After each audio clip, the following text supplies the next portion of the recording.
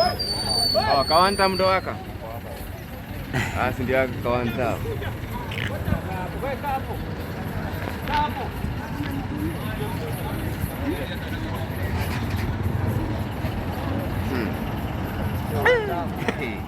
Ini pesa tu anachezea hivi. Serious. Wametumisha kazi watu hizi ndio kazi. Angalia sasa. Sini kawanta mtu waka. Nakufa kakiendaga.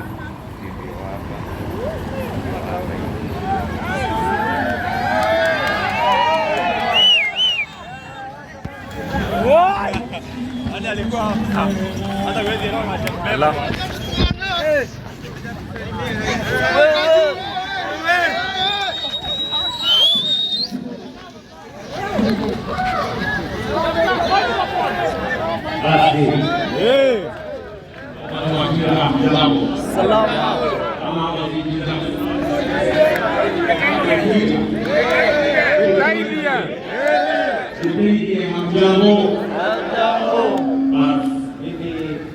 Nilikuwa nimefika hapa Nyashaba kwa sababu hapa Nyashaba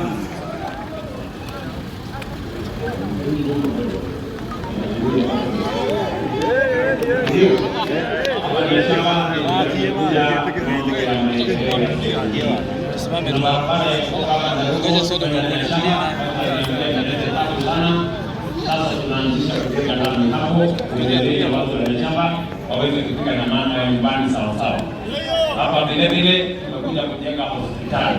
Hospitali tumeanzisha pale, tunamaliza ndani ya miezi mitatu, hospitali itakuwa imekamilika. Pale tunashia pia watu wa Nyashaba hawakuwa na shule. Sasa tumejenga shule pale ya primary na secondary. Tumekuja kumalizia hao mambo yao. Hapa Thika na Kiambu tuko na ile mipango yote inaendelea. Mimi nimesema hapa hapa affordable housing, pesa ambayo tumeweka kwa affordable housing hapa Kiambu ni shilingi bilioni 50. 50 bilioni. Hapa sawa. Kabisa. Tunajenga soko 32 hapa Kiambu. Tunajenga hostel ya watoto 10,015. Itakamilika in the next 2-3 months. Kwa sababu tumesema wakati tunapanga maendeleo ya Kenya, tunapanga maendeleo ya Kiambu.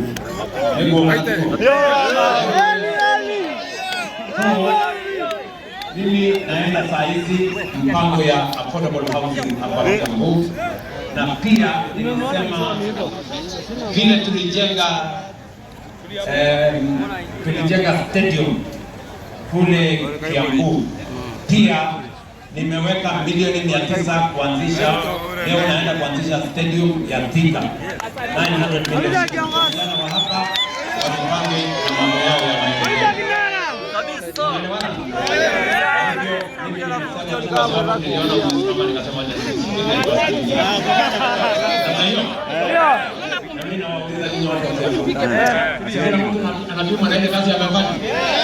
Mtu kama hajafanya kazi si aende nyumbani. Kama namna gani? Kila mtu apanga na kazi yake. Nyinyi ndio mtapanga ile mtu akafanya kazi si anapanga. Niko kana hivyo. Mimi niko tayari kwa hiyo mtihani next year. Kama mtihani na wanaume wanionyeshe kazi yao. Au uonyeshe yako. Basi mimi nasema asante sana, tumesimama kwa salimia. Kama watu wa Kiambu mnasemaje? Tunasalimika. Mimi nawapenda sana kabisa.